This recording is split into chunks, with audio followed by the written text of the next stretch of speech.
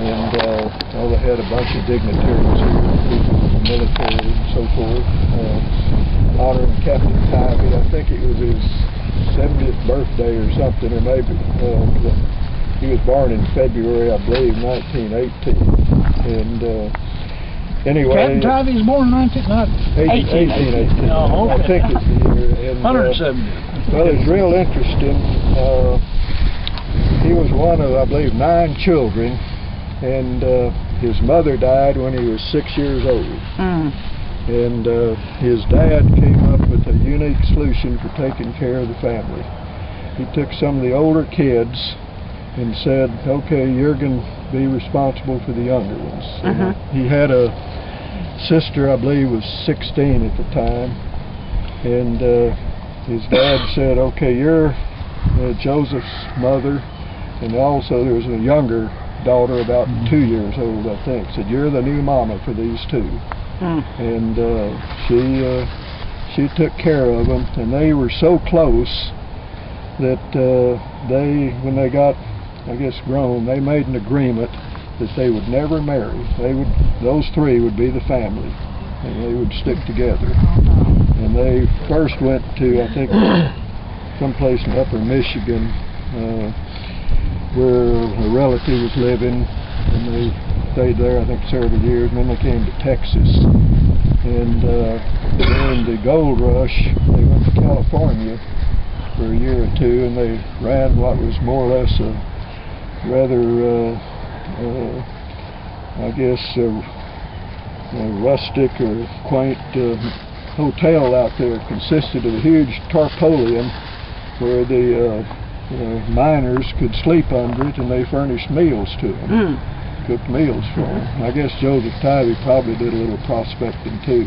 Then they came back to Texas, and I don't remember exactly when they came to Kerrville, but Joseph Tivy had a close friend, I think he was a doctor, and they made a trip down to, I think it was Houston. On the way back, the doctor died, and he left a wife who was in very, very poor health. And so Joseph Tivy broke his pledge to his 2 sisters and married the wife of this doctor to take care of her. And I think she died not too long after that. And one of the 3 graves is up here, her grave. And then when he got married, the 2 sisters were real upset with him, and they left. He became Kerrville's first mayor, and then he built the Tivy Hotel down there on Tivy Street between Main and Jefferson. He built that because the railroad was coming in. We figured that would be a good business venture, but he died shortly after that, and his younger sister ran it until she died, and she ran it for a number of years, and she's buried up here.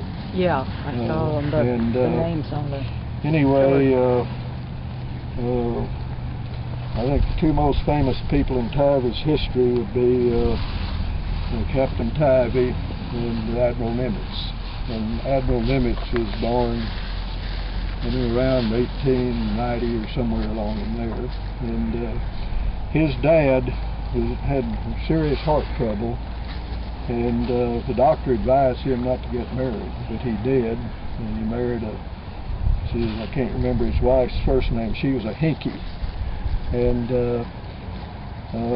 she got pregnant right off the bat, shortly after they got married, and he died before Chester Nimitz was born. And so Chester Nimitz's brother then married his mother. So the brother was his uncle and also his stepfather.